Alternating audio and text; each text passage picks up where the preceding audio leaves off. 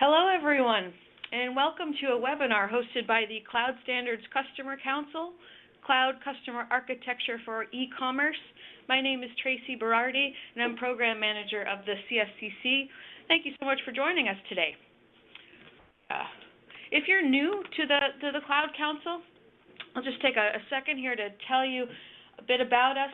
We're a not-for-profit organization managed by the Object Management Group, and we work with standards bodies, open source groups, and cloud customers to publish vendor-neutral guides on important cloud computing topics like cloud security, interoperability, portability, cloud SLAs, and more. And our work helps to influence standards of practice by highlighting customer requirements, use cases, and best practices. We've written a series of cloud reference architectures, and today we're going to talk about how to support e-commerce solutions using cloud computing. So I'm joined by my colleagues from the CSCC, Heather Krieger, Gopal Indurkya, Gautam Acharya, and Mark Greiner. In the Attachments tab on BrightTalk, we have uploaded a copy of the PowerPoint presentation from today, so you can download that there. We also have a link to this reference architecture in its entirety, so that's right in the Attachments tab. We should have a few minutes at the end for Q&A, so please enter your questions. If we don't get to them, we'll certainly address them after the presentation. Now I'm going to go and hand off the presentation to Heather. Thank you, Heather. Thank you very much. So, welcome to the fifth in the series of the cloud reference architectures that we've been working with the CSCC. In the agenda that you'll see, that we're going to talk about what are these solution architectures. We're going to just spend a couple minutes giving context in case this is your first presentation about these reference architectures. Some of the ones that we have in progress, how the e-commerce one fits into this series, and then we have links here at the end of the series.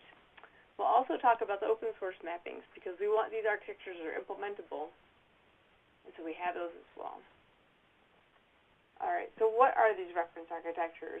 So cloud customer reference architectures are really straightforward descriptions of the elements that you actually need to implement particular application solutions using cloud infrastructure, cloud platforms, cloud software, or cloud services. These reference architectures are high-level capability-oriented, and they are deployment-neutral. So you can actually implement these capabilities in a public, private, or hybrid cloud deployment options. You can implement these capabilities using infrastructure as a service, platform as a service, or software as a service, and we'll show where these play into the e-commerce architecture. These are general-purpose reference architectures. They are vendor-neutral. And we have made sure that they are implementable using open source technologies, and we'll show that mapping at the end of this presentation, as well as products by major industry vendors. They are important because they enable customers to sort of get a jump start on understanding the cloud reference architecture in this particular space. So there's an introduction to e-commerce, and then how it applies and where it's important to use cloud technologies in this space. It helps you understand the unique features for how important it is to use cloud in particular areas, and then to really examine how cloud capabilities can help you. They're useful if you're you're planning a new environment and you want to look and see how your e-commerce can actually help give you a jump start into this space. The target audience are developers, architects, and managers. And these are actually compliant with reference architecture standards in ISO IEC 19989. These are consistent and based on those common technologies used around the world. So just looking right quick at the set that we have available to us. So we currently have available to you IoT, big data analytics, mobile, and web app hosting. In progress we have right now DevOps and social. We hope to get out by the end of the year. Today we're talking about the first of the industry ones, e-commerce, which actually will use a lot of the capabilities that have already been defined in IoT, analytics, and mobile. We have plans for other options for these different healthcare, different architectures as well. And with that, I'm going to turn it over to Gopal to take you through the reference architecture high level. Gopal. Thank you, Heather, and greetings to everyone. I'm one of the co-author, and this is the Cloud Customer Reference Architecture for e-commerce, which is vendor neutral and open by design. And also, this is a best practice approach which describes the flows and relationship between business capabilities and architectural components for the e-commerce system. And here, this e-commerce system, we are showing to use the private, public, or hybrid cloud. So that's the key part. You can use any kind of combination with the deployment model. One of the key things I would like to mention that is for the high-level architecture, we have done a lot of simplification here to just keep it at high level, the aggregated components. So that's where you will see this when we'll go into detail that how we were trying to achieve this at this high level. There are three layers, as you see from left, public network, the middle is the provider cloud, and the last one on the right is the enterprise network. So at high level, we have e-commerce user, which is customer in the public network, if you see from the left. And then we have the commerce channel, which is channel here. And once you want to access the provider cloud, you go through the edge service, which is actually shown on the firewall. So edge service actually not only firewall, but also load balancer, CDN, and domain name service. So all those are subcomponents for the edge services. In the middle layer, you have the gateway. So as Heather was mentioning earlier, this is the architecture after we have done big data, mobile, web hosting, and IoT architecture. So I want to mention here, this gateway is in case you are coming from the channel where channel is IoT device, then gateway will have the IoT transformation and connectivity. If you are coming from mobile, then that gateway will have the mobile gateway. And you can refer those architecture which Heather mentioned in the previous slide. Next, we have the e-commerce application, and then digital experience, customer care, along with the payment, distributed order management, warehouse management, supply chain and logistic management. This is what we have combined here to keep it simple. Otherwise, we should have kept separate supply chain management as well as logistic management. But we have combined for simplification. You can use data service, such as if you want to call weather service. So that's the reason we have the data service separately here, which also get used for doing the key performance indicator, which is the dashboard for business performance. Merchandising, marketing, these are of course key components, and then we have shown the commerce analytics. Commerce analytics, I will go over a little bit more detail in the following slide. And but to access any of this enterprise network, we have the transformation and connectivity, which is secured connectivity. You need to have security to connect it on the enterprise network, as well as also transformation. And one more subcomponent we have provided, which we'll talk about how you can do a batch load for the digital catalog. And the last layer, enterprise network, you have business user. This is especially for the merchant, or also for the B2B situation. You will have the business user, and then internal channel will have the store such as kiosk, in-store, and also the call center. Enterprise user directories is needed for authorization and authentication for this anybody to access this layer in enterprise network. And then we'll go over some of the enterprise applications. This is what the legacy applications, maybe for finance or HR, etc., can stay here. And enterprise data, the last one, is very important from the commerce point of view, where enterprise still want to keep their data in this layer rather than moving into the provider cloud. So with that, I'll go to the next slide where we define the flows and relationship. As you see here, I will try to paint a picture here which will help.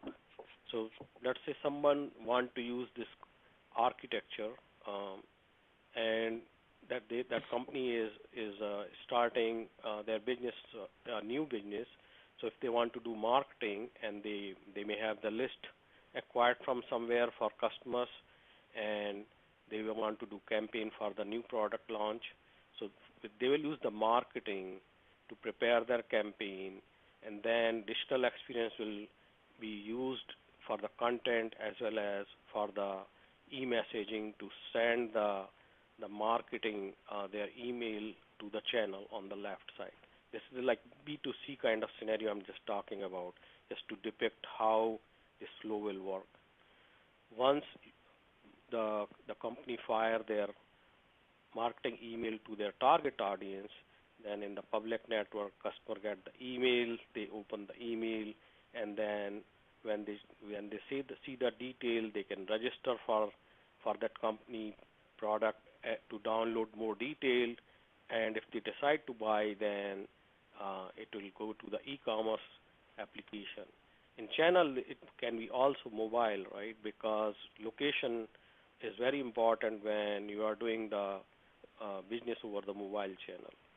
Also, you might be at home and you might be using a IoT device, something like a dash button to order some of the, if you are low on detergent and you are in your washing next to your washer, so then it will go through the gateway also.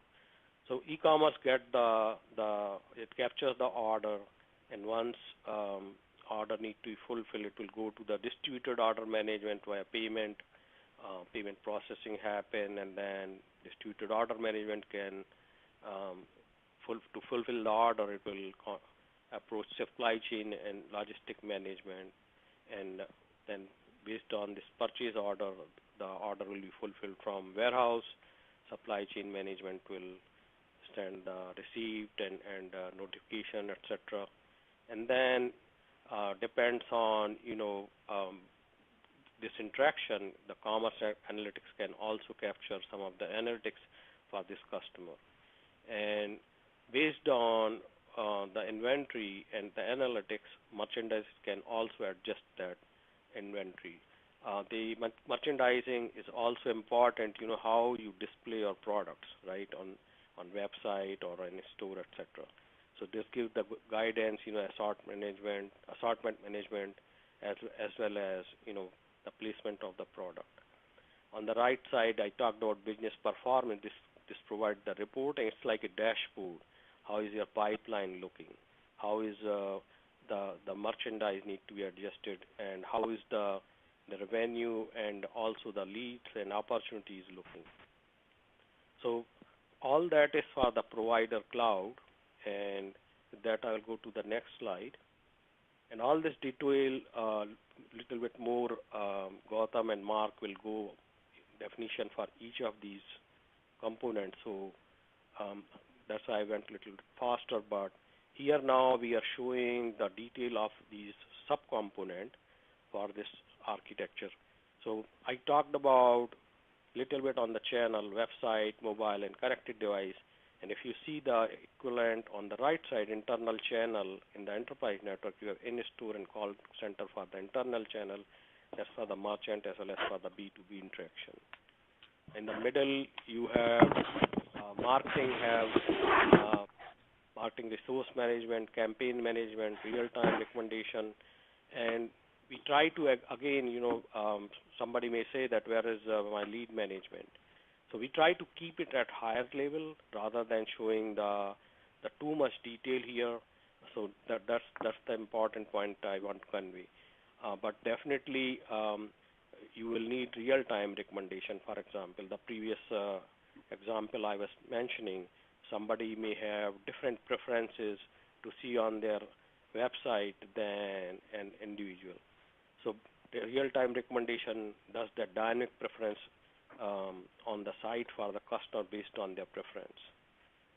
Loyalty management under customer care, this is about the reward points. We all like to collect the reward point. And under e-commerce application, we have product search and personalization. I want to just talk a little bit about this product search and personalization different than the federated search on the digital experience.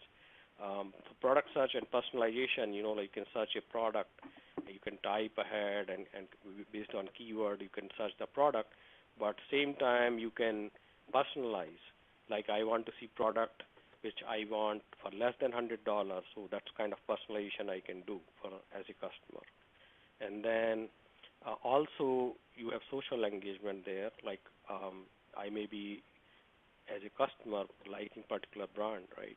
And I can do that. I can like that brand on Facebook, etc.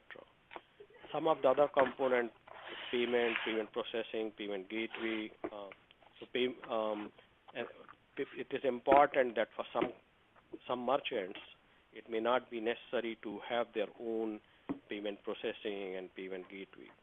They may get that service from other companies. Distributed order management have these order management and orchestration, global inventory, as well as return management. Return management is very important. Also, it includes the repair. Like sometimes we return because we need to repair some merchandise which we purchased and was not satisfied with that. Warehouse management have these three components: inventory management, inventory optimization, and inventory itself. Supply chain and logistic I talked about. This we combined, supply chain management, and the last two, transaction event registry and transportation of management and optimization. These are part of the logistic management. We just aggregated to keep a little bit simple. And merchandise I talked about in that example, about the assortment management and product placement. On the commerce analytics, this is the key KPIs, key performance indicators. It will be a dashboard to help for the business performance. And last one on the right side, I would just want to talk about before I give it to Gautam, that some of these applications on the enterprise application, finance and human resources, they can be on the cloud in the middle layer, but we just showed as an example for being legacy application. Sometimes enterprise network like to keep it there. And with that, I will hand over to Gautam, and Gautam and Mark will go over each of these a little bit more deeply. Gautam? Yeah. Hi, I'm Gautam. I'm one of the co-authors in this paper. So just as a continuation to what Gopal was presenting, we would like to go into a little more detail about what each of these components are. On the left right now, you see the e-commerce user. So we categorize different user personas in here. Primarily, we had many more of them, but we said we would have two of them in this paper for illustrative purposes. One is the end consumer that comes and shops the website or the mobile device, which is the true consumer. And the other one is the business user, which is more internal focus, like your store associates or your call center associates or business associates that are there.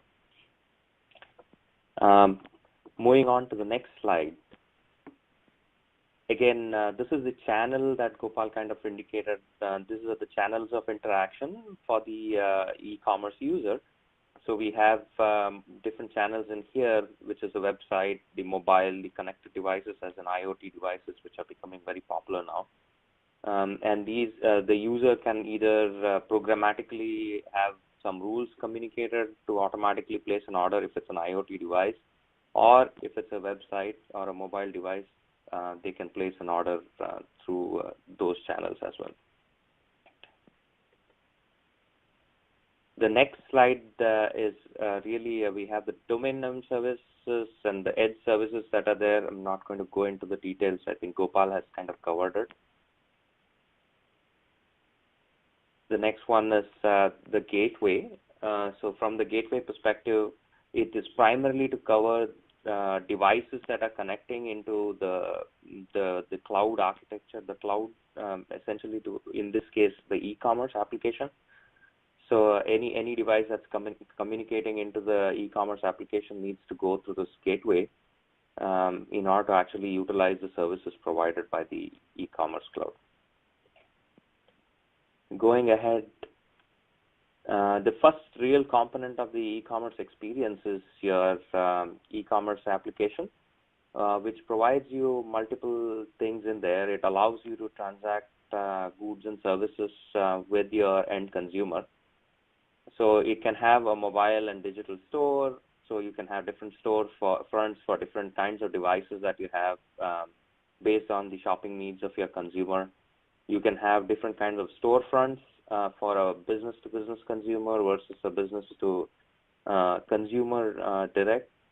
And it has other subcomponents like product search and personalization, where you can kind of tune the search based on keywords that the customer is using. You can have intelligent natural language queries that are becoming popular now, where customers can ask questions, and then you can provide appropriate personalized content in terms of product or any other services that the e-commerce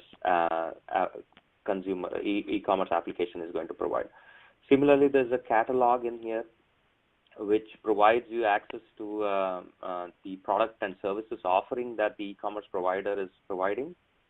The catalog can again be different for different users. There's a lot of effort going on now for personalized catalog offerings based on personal choices and preferences.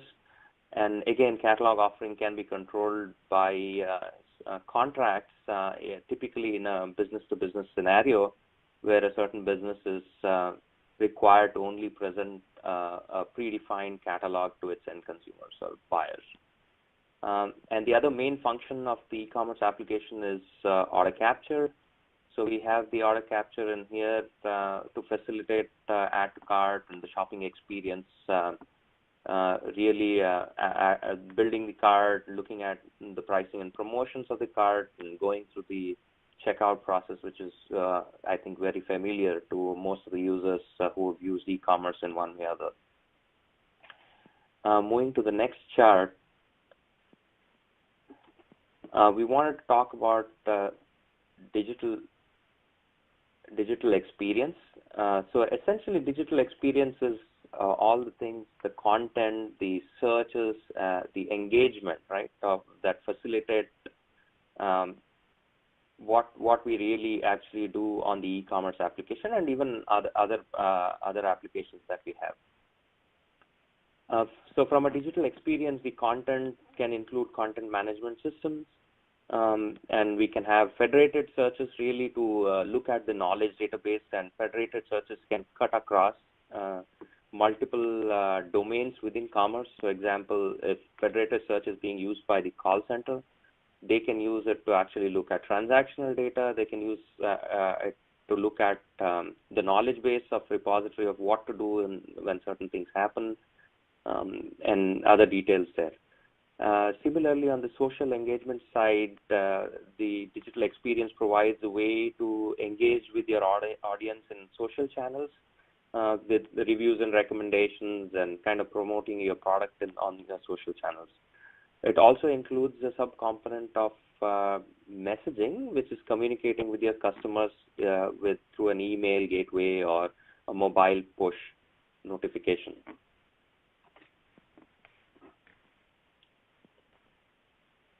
So moving on to the next chart.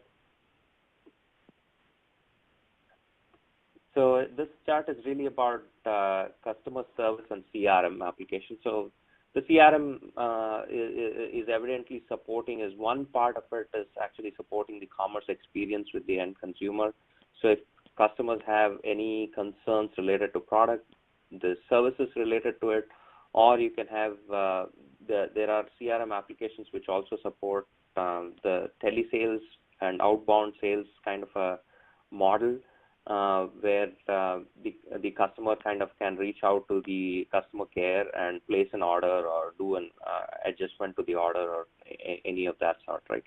And as part of customer care, we also kind of tacked on loyalty management here to provide benefits to loyal customers. So the points management, any programs that are actually run for loyalty processing are included in the loyalty management. Moving on to the next slide, the payment gateway. Typically, the payment gateway is essential in the overall piece of commerce, connecting the processing of the payment used to tender the order, right? So it could be both in terms of business to business, where it's more complicated, where it involves business accounts, transactions, account receivables, and stuff like that. But in case of typical B2C, we've seen more credit cards and many other payment processors that are actually processing through the standard payment gateway. You can have different pay types, mobile pay types that are very popular today, Apple Pay, Android Pay, Samsung Pay. So there's a lot of them, but most of these gateways would typically be external. We've not really seen them being internal to a cloud.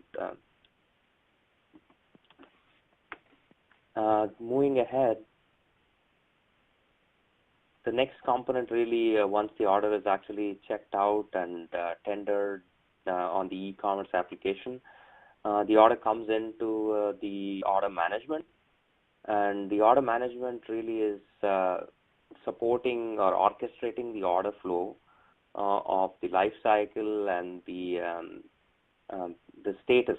It manages the state transitions between what's happening at different lines. Each line in the order can have its own life cycle. The order management also orchestrates inventory and which location needs to fill this inventory in a most optimal situation. So we have the inventory visibility portion that is provided by order management towards end application, be it e-commerce or be it customer care. So anytime any inventory visibility is required for the logical inventory positions at different parts within your e-commerce and supply chain network, that's kind of provided by the order management application in here. The third component that's there listed under order management is returns. So this is again one of the key components that is there, which manages the return of goods and merchandises back in, and there might be rules and based on which you might have to take action on how the returns are going to manage, what are your return policies, where the return is going to go. All those things get managed by the order management. Moving on to the next slide, the next domain is really once the order management figures out which warehouse is going to fill this order. It could be one or more warehouses. The order gets dropped to the warehouse management system, and the warehouse management system now is really responsible for figuring out what is the best way to pick that product. I mean, there are different technologies to actually enable warehouse management systems to pick efficiently. There's complete automation being done in the industry to support warehouse management across the plane. And then warehouse management kind of tightly integrates with the supply chain management side as well as the order management to fill this order and complete this, like pick, pack, ship the product and move it to the supply chain. So moving on to the next slide, which is the supply chain management and logistics.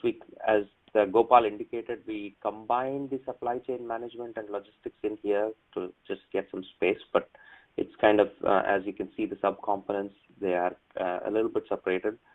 So from a supply chain management perspective, so all the nuts and bolts of moving your product and inventory across your entire network, right, of physical goods is really controlled by supply chain management. That includes getting products from your vendors, manufacturing, in case of manufacturing, and managing the sourcing and procurement of goods, your relationship with your partners. So all these things get managed by a supply chain management application. And similarly, going down into the logistics part, once you have a a group of packages to be shipped, then optimizing on the transportation, figuring out what is the best mode of transportation to the end consumer, how to get it in the fastest way, the cheapest way. Those things get managed within the transportation management suite. The other thing that we put in here was the transactional event registry. Now, when you're talking to external partners, it becomes very important to keep track of events that are occurring. And these kind of distributed event registries really help in terms of actually auditing the transaction in cases of cross enterprise communication, right? So there is a log which is distributed, and we can use blockchain models or blockchain applications to enable distributed transactional event registry. Over that, I would like to hand over to Mark Reiner to present the next set of slides. Mark, over to you. Thank you. Thank you, Gautam. Hello, everyone. I'm Mark Reiner. I work on this paper with Gopal and Gautam and the team. So we'll continue with the review of the components of this reference architecture. And the next slide talks about merchandising. Obviously, e-commerce retail architecture is about selling products to customers, and the merchandising component functionality covers, the key capabilities that business users need to have in order to set up their categories and products that, will be presented to the customers, work on determining the right pricing levels, both regular pricing and promotional pricing for the products, as well as determining the best way to present products to the customers. This will require A/B testing and, to make sure that whatever decisions are made with regards to product presentations are statistically sound and lead to the best possible sales outcomes. The configurations that business users make within the merchandising component of the solution will end up deployed to the channels, digital channels, internal channels that we'll talk about a little later, as well as to the enterprise reference data. Again, this is something that we'll cover in one of the next slides. Moving on, another extremely important internal function of the solution is marketing. The aim of marketing is to set up and smooth out customer experience in going through the purchasing decision funnel. In B2C scenarios, the customers need to be educated about the product and features, or features. They need to get interested in certain set of products. They need to make selection and finally come to a purchasing decision. And marketing helps them along this path with targeted and personalized communications. As far as functionality of marketing, setting up these communications requires coordinating of a number of human and digital resources. So marketing resource management is a key capability to make sure all those resources are used optimally. Campaign management allows marketing users to set up outbound, scheduled, ad hoc, and event-triggered communications through a variety of channels, from traditional like direct mail to email, SMS, mobile push, etc. And then real-time personalization capabilities are very important to observe customer behaviors within the channels, within the digital channels, within the internal channels, such as call center, for example, and present offers and potentially personalize other components of customer experience to make them more relevant and to drive customers towards making those purchase decisions and conversions.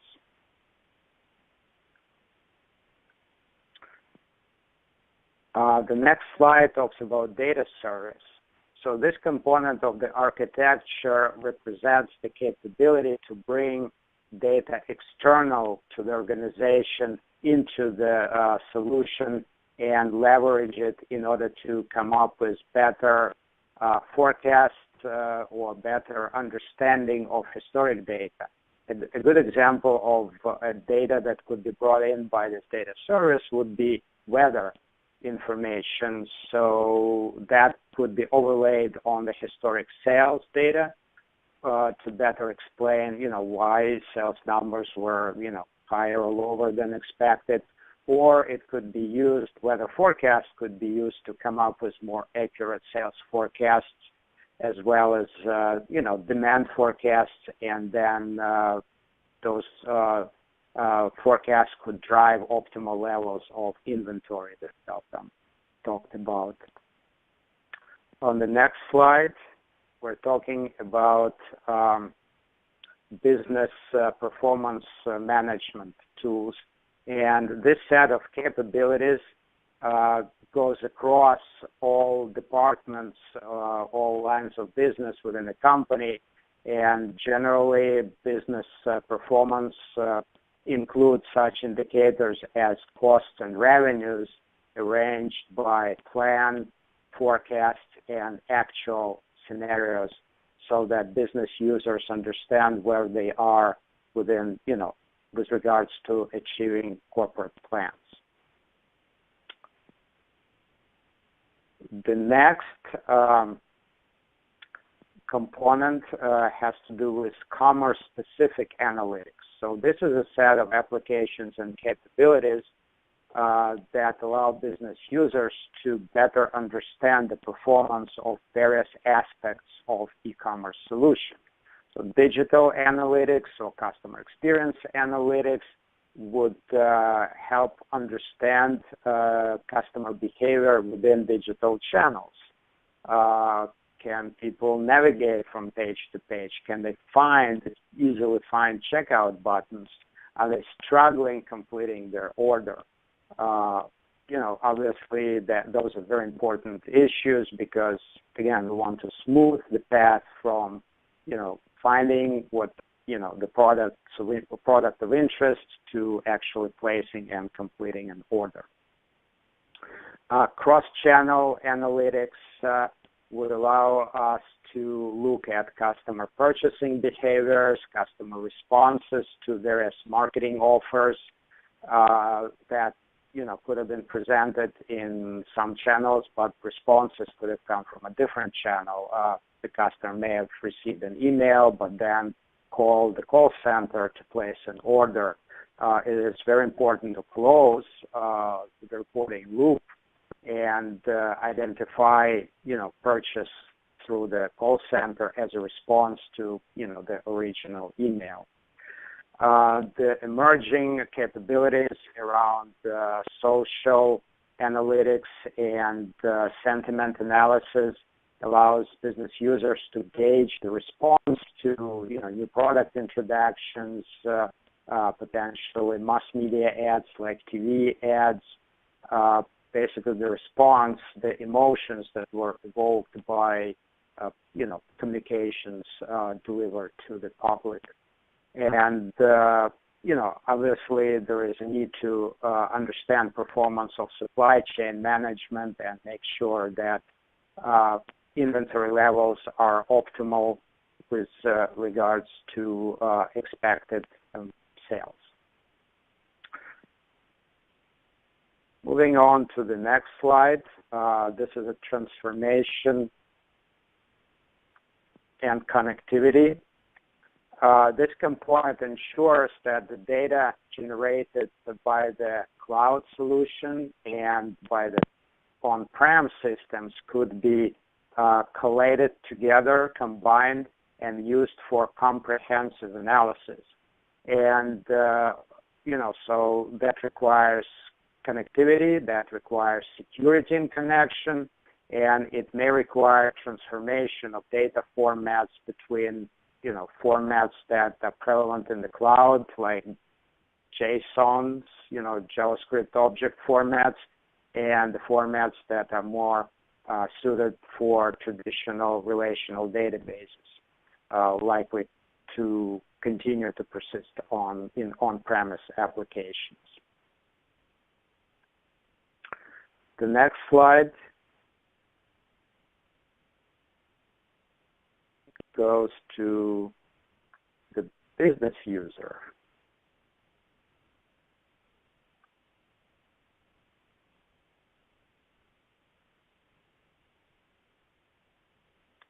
I'm sorry, my slide updates are kind of slow.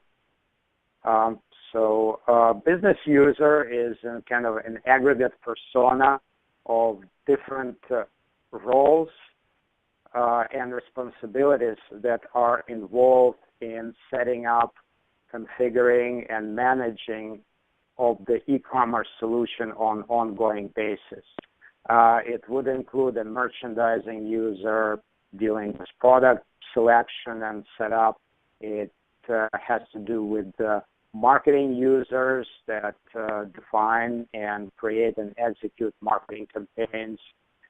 It has to do with the content manager who creates, a variety of articles and content useful to the customers in digital channels, and any number of other user roles that will touch on this e-commerce solution that we're describing.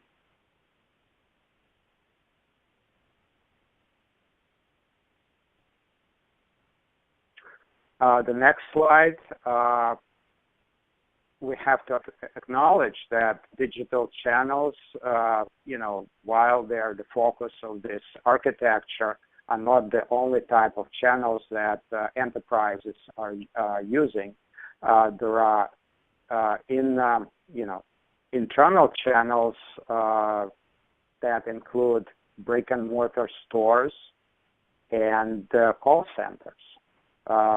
Those channels will also be the beneficiary of merchandising and marketing decisions and offers and catalogs that are set up within this solution. And those channels will generate behavioral and purchase data that will be captured by the solution and used to analyze and improve customer experience on an ongoing basis.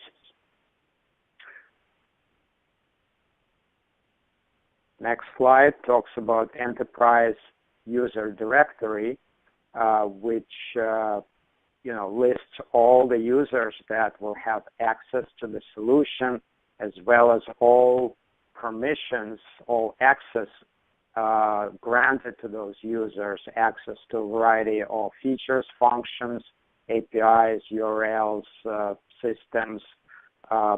This is important to ensure that the solution is secure and the access to the solution is tightly controlled, and every user has access to the features and functions that he or she needs to perform their daily duties, but only those features and functions. The next slide represents basically classic ERP functionality that exists within on-premise enterprise infrastructure, including finance and human resources, contact management, things that basically underlie and the daily operations of any enterprise. We expect that those features will primarily reside in on-prem environment. And finally, the last component has to do with enterprise master data or reference data that will include the list of products, vendors, locations, everything that allows a corporation to conduct business with its customers and its partners, something that would generate purchase orders, invoices, make payments. This component also includes transactional data, customer purchasing data, and operations master data. So with that, that kind of concludes our walkthrough of the detailed components of the architecture, and I would like to pass control back to Gopal. Thank you, Mark. I appreciate going over this. This was important too. So the next slide, this is a platform as a service, and we show all the components, included in the part of the platform as a service. The last slide here is what actually Gautam and Mark covered in detail. So this is the detail about this e-commerce architecture. Only thing I'll mention here quickly, that security also include the identity and access management and application and data protection, as well as security intelligence, those three subcomponents. So this is the slide for the scenario slide, and here we are showing B2C scenario, which is a digital transformation of retailers' commerce enabled by this architecture. So what exactly we are talking about, I will give you some background, but I think want to mention we have the detail of the scenario in the paper that was published last month, and attachment was also provided. So those who has not downloaded, please download the paper, CSCC paper on commerce, and page 23 and 24 provide the detail about each of these steps. So some of the high level I will mention here in the runtime flow, which we have tried to brief it just to maintain the consistency here with all the numbers. But to give the background for this scenario, a customer want to buy online some new garments for attending a marriage or wedding in 4 to 5 weeks. So he is searching this specific retailers online on his cell phone, and this merchant has the retail store in the mall as well as online presence. So this merchant actually prepare the special occasion clothing and sell it on their site. So that's what this scenario is about. So I'll go over the numbers here quickly. So first thing, like this e-commerce user number one, we have numbered here. So number one, customer is, browsing the information about these special occasion clothing for wedding on his mobile or cell phone, and customer find that there will be a new design of the garment he likes will be available. So he register and provide some information so you can get the information in future about this new garment. The number two is, after some days, merchant has a catalog available on these various channels about this new product or new garment which customer was looking for. So now customer address is there, email address, etc. So when merchant is ready with a marketing email, that's number three, digital experience, which Gautam covered. So digital messaging, part of digital experience, will send the email to customer.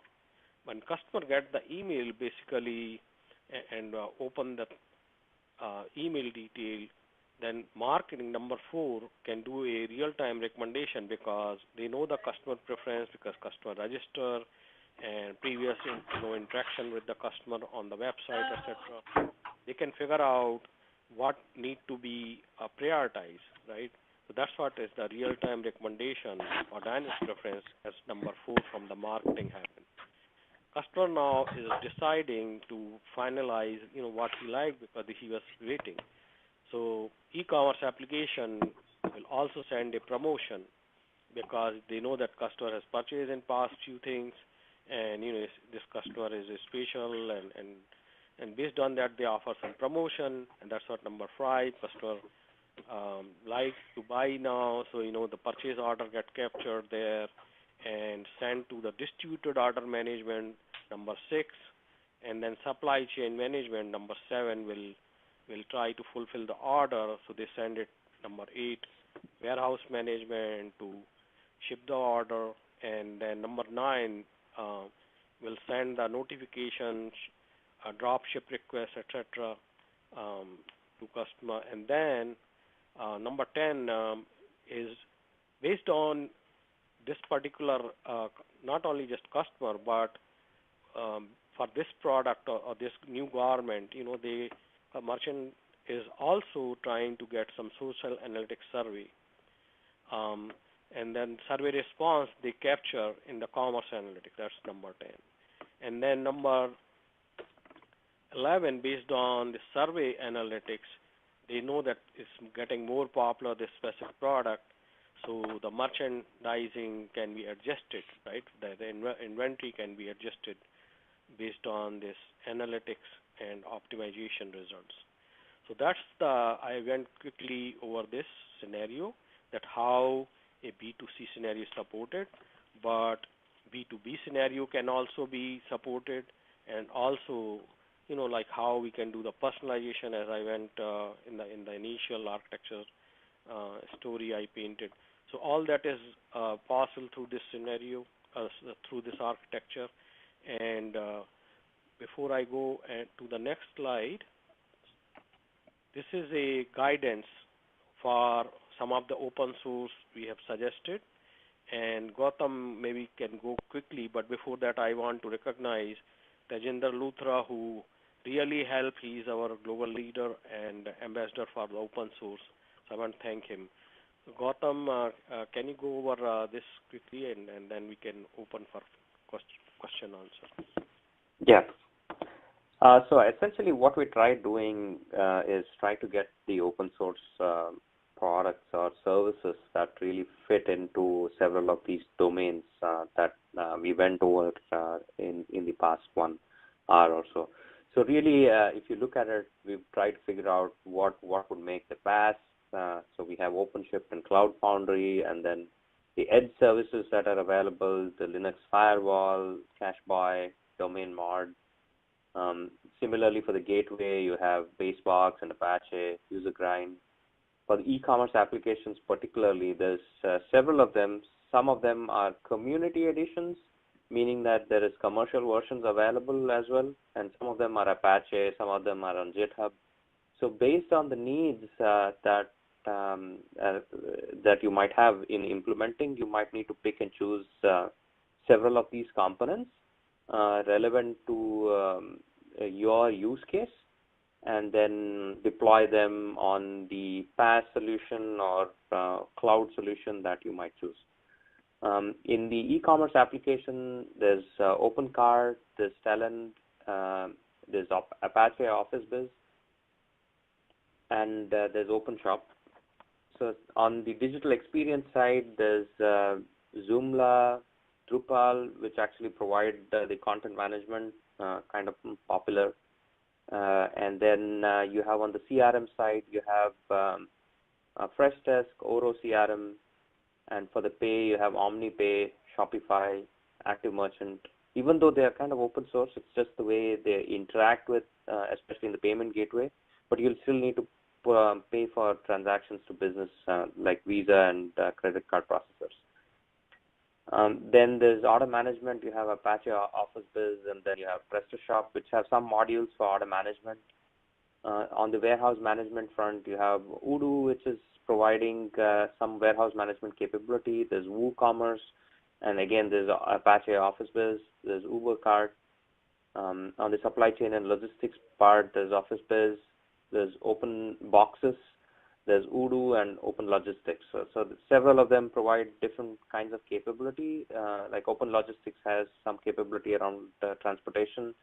Odoo provides you inventory management and optimization along with some warehousing capabilities as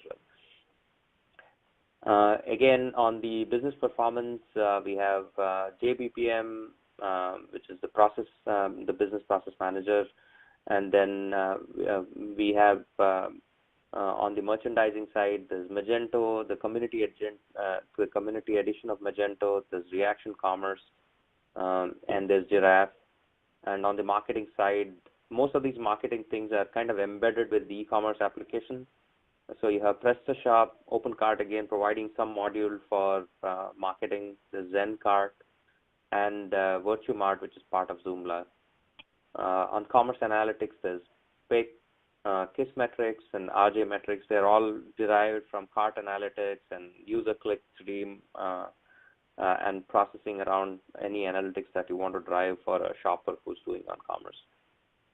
On the other side of the network, which is the internal one for user directory, you have OpenStack and Keystone for user directory and LDAP. Then similarly on the ERP side, kind of applications for finance and other things, you have OffBiz, Vienna Advantage, and there is Ledger SMB for doing general ledger related stuff. And for enterprise data, you can use several of the open source SQL and NoSQL available there.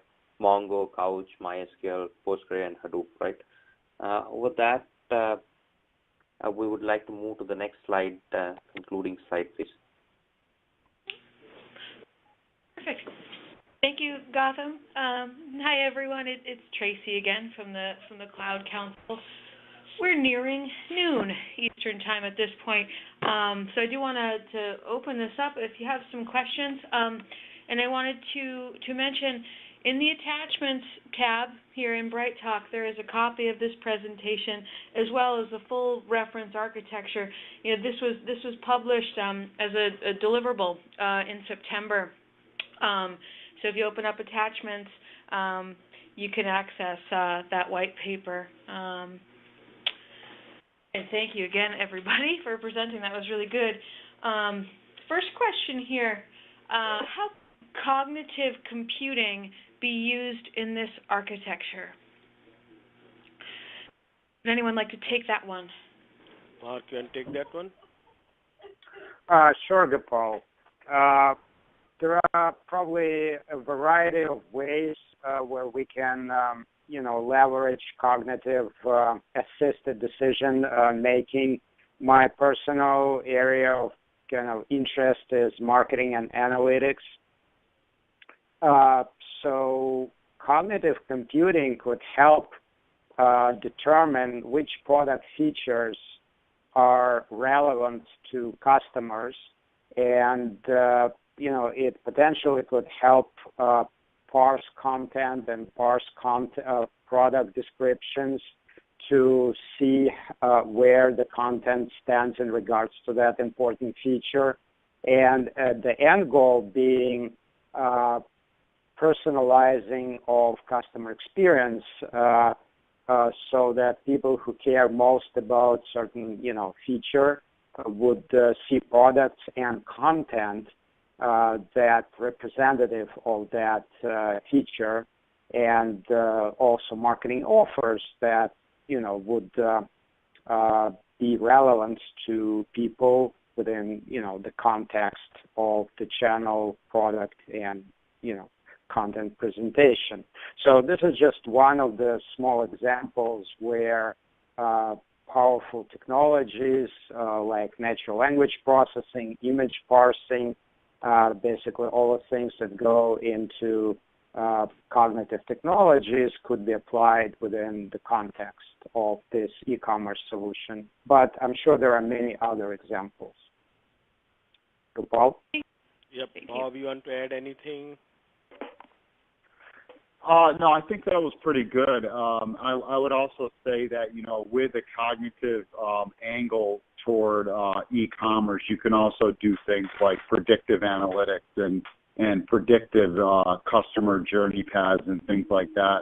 So taking all of the different analytics in intake and site behavior and customer interactions across channels, cognitive can actually learn how your customers interact with your brand, and you can anticipate where to properly market or put products. Mm-hmm. Perfect. We can close now. I encourage everyone on the call, please visit our website at cloud-counsel.org. We'd love to have you sign up, and we'll alert you as we present more webinars. We do one of these every time we publish a deliverable. We publish maybe about 6 to 12 papers a year, I'd say. So up on this slide, there's some information here about how you can get involved. So thanks again, everybody. Have a great rest of the day. Thanks, Tracy. Thanks, everyone. Thanks, everyone. Thank you for joining. Thank you. Bye-bye.